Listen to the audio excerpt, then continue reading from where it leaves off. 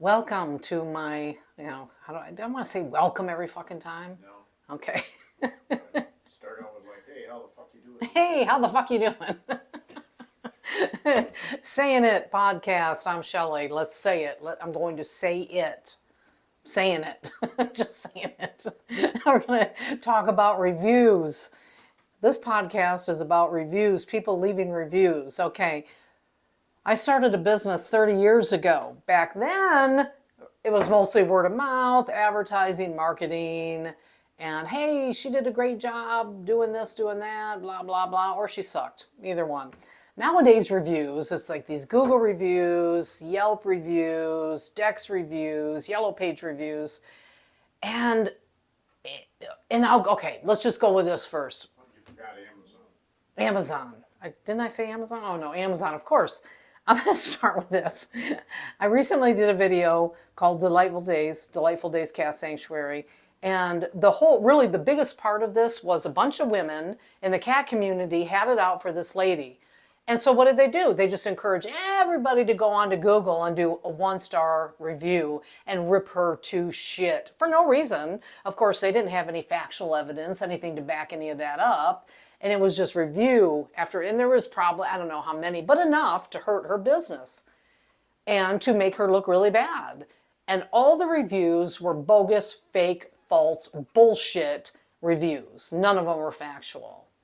I get the thing is with reviews, you don't even know what to believe. You don't even know what's true. And if you look at a review and it's really, really a slanderous review, then you need to go, okay, this obviously has a personal touch to it. There's something about this person that person doesn't like, right? And then there's really ones that stated out really well, like, first of all, when I see a 1-star, I always really think it's personal.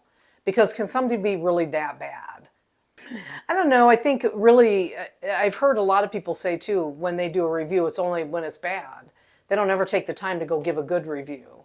And, my book is really kind of a small example because I'm just I just did this self-published, and I wanted to write my story because I was ordered off social media for a year and I couldn't share what had happened, what really happened. And so all this was transcribed from court. Okay, so there's nothing in here that's not true. It's a true story. And in most of the reviews, people, and this is the one book, and I've written a couple others, but this is the one that actually did pretty good. I mean, not great, but did okay for me. It did pretty good. And I even like it, Mike's own sister gave me only 3 stars, but she said it still gave me a really great review. But it was more, I think there were some grammatical errors and things like that because I didn't have it professionally edited. Grammatical. Grammatical? And not grammatical. I said grammatical? Yeah, see, that's an error right there. You better give me a 1-star then.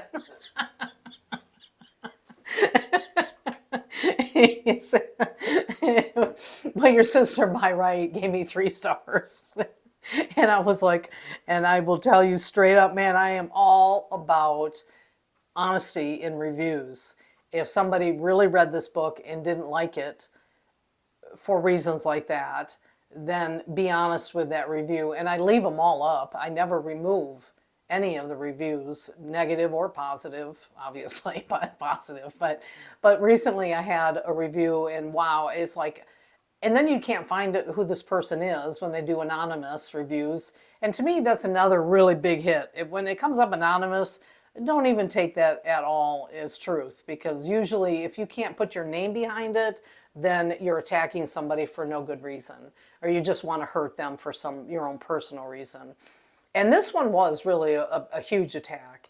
And this one I actually wanted to get removed, but Amazon wouldn't, they don't remove them. I mean, I don't even have a voice with those things, which really bothers me too. I can't, go back on it. But it wasn't just like the story itself.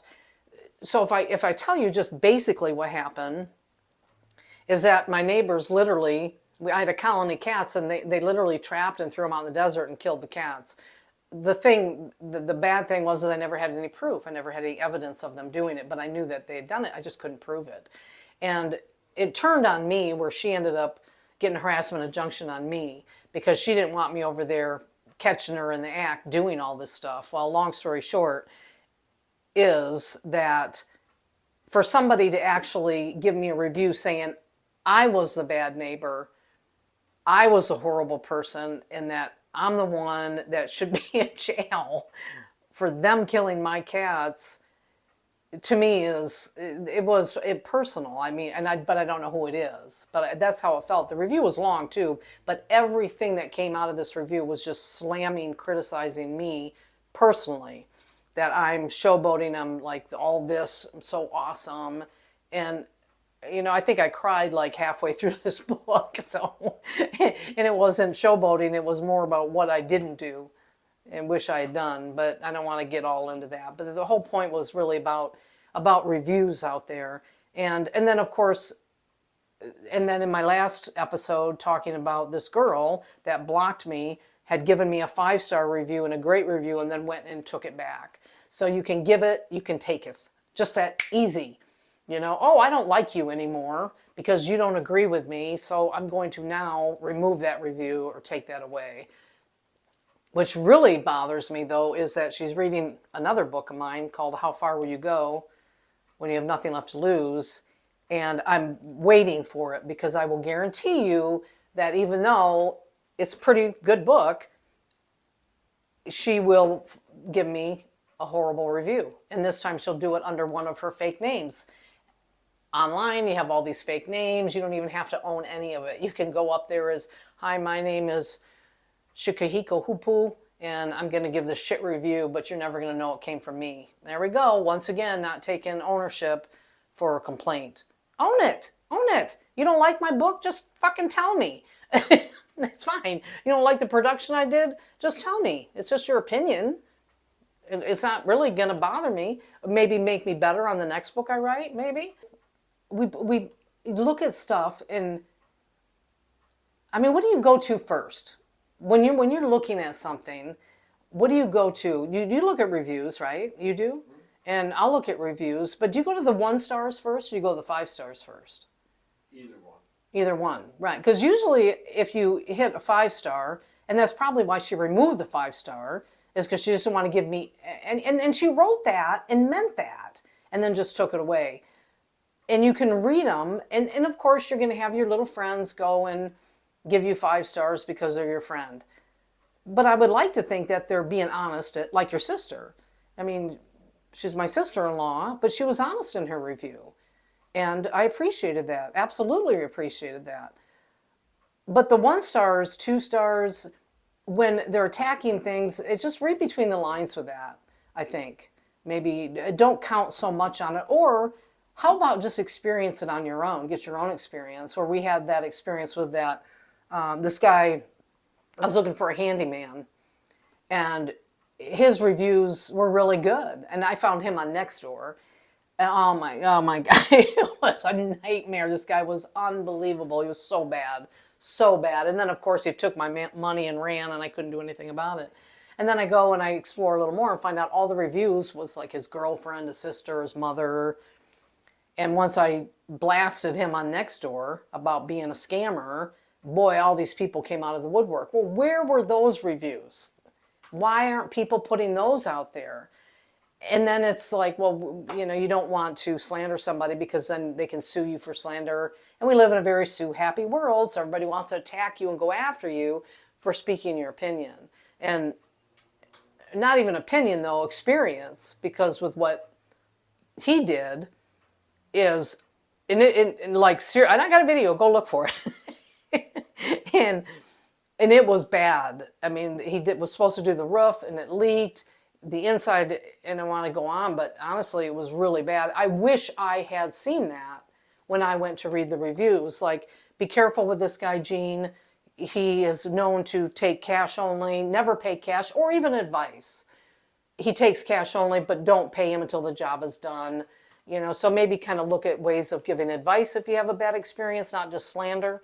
Because if you're just slamming somebody, you don't know, and I don't know if that's just something personal or if it's true. Or show pictures. I really think that's a big one too. With the Delightful Days, all the 1-star reviews, They didn't have anything to back up their 1-star review. It was just words that all the cats are diseased, she's throwing them out in the desert, and she's not vetting them, she's not doing this, she's not doing that, she's a horrible person.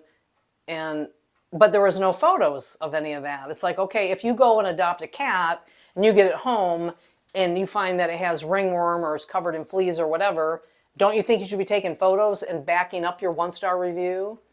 So photos are a big deal. Back it up somehow to show, yes, it came damaged, it came this way, even Amazon or whatever. You know, and reviews can, as we know, are huge on many different levels. Services, just as an artist, whatever, if you're looking to hire somebody to create something for you. I don't want to go all into that either, really. But, you know, on a personal level with the book, writing this book and having really good, honest reviews, really, in a way, it doesn't really change much because the story is what the story is. What I do wish is I took the time maybe to have it professionally edited. And I wish I had the time. But we pay for this is all out of pocket. I don't make any money. I don't make any money on this stuff. And so I just didn't have the money to do all that. And I wish I had, because that's one thing. That was probably, if you read the reviews on this book, you'll see most of it was the grammatical errors. But, you know, and I'll do this little advice thing. People, please just don't make it personal. You know, don't do a bad review on somebody because you don't like somebody, because that is not what their work is. You know, you don't have to like me, but that doesn't mean I didn't write a good book. I mean, you don't have to like the girl that runs the cat sanctuary because she's pretty and an entrepreneur and she's successful and you're all jealous of her. But that doesn't mean you destroy her by writing a bunch of bogus reports and reviews. It's not right. It's not fair. It's not ethical. You're very unethical. You know, be good, but don't like the person. That's okay. You don't have to like everybody. But if they do a good job, they need to be commended for doing the good job. If they do a shit job, then do the review and back it up with images to say, yes, this was shit. That would kind of be what I'd say about that, right, with reviews. Yep. Kind of like with YouTube. If you're going to comment, be productive. Now, there were some ladies that did, and maybe this is what inspired me, honestly, to want to do the review thing. So it's not necessarily reviews, but comments as well. The ladies that are on YouTube that I've been watching a little bit, about my age, they do a little bit of, they do media news stuff, and then they do, I think, more just tired of stuff. I've had it. I'll throw that out there. I've had it. And I like them, and of course, I like to see more women, honestly, on YouTube. And they were doing just a quick little thing of comments. And the comments were all the same bullshit, you know, from people just trying to hit below the belt and hurt them. And that, again, is like a behavioral thing I try to understand with people. Why are we so quick to want to hurt people when there's no reason for it, really? It's just your jealousy, or they're doing something that you aren't doing, or you can't do, you're not capable of doing. And they have their thing, and they're doing their thing, and they're doing it wonderful. But they're getting called Karen, and I related with that because that's the same shit that I got. But not only that, they got called old ladies, your old hags, old ladies, and, you know. And so the mean reviews, but also just the mean comments. And I believe that's just people they have nothing better to do with their lives. They just want to strike out and be mean and be cruel. And I don't know what that serves them. What does that serve you when you do that? Now, anyway, so really, I guess I can promote on some level. I am writing another book right now in the middle of that. Because let me tell you this. I'll tell you right up, I'm not an author, never claimed to be. I've been in video production my whole life. I've always been into entertainment, theater, singing. And I started my video production company, 30 years ago?